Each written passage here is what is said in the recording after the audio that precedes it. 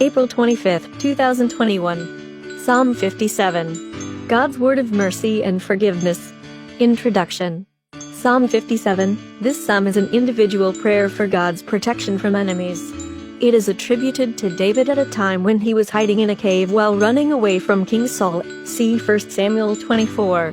The psalm includes two refrains, verses 5-11, that attest to the greatness and glory of God.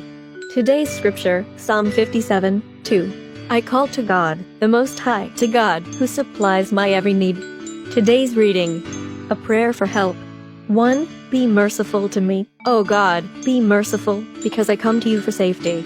In the shadow of your wings I find protection until the raging storms are over. 2. I call to God, the Most High, to God, who supplies my every need. 3. He will answer from heaven and save me, he will defeat my oppressors.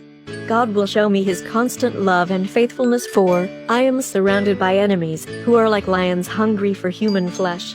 Their teeth are like spears and arrows, their tongues are like sharp swords. 5. Show your greatness in the sky, O God, and your glory over all the earth. 6. My enemies have spread a net to catch me, I am overcome with distress. They dug a pit in my path, but fell into it themselves. 7. I have complete confidence, O God, I will sing and praise you. 8. Wake up, my soul. Wake up, my harp and lyre. I will wake up the sun. 9. I will thank you, O Lord, among the nations.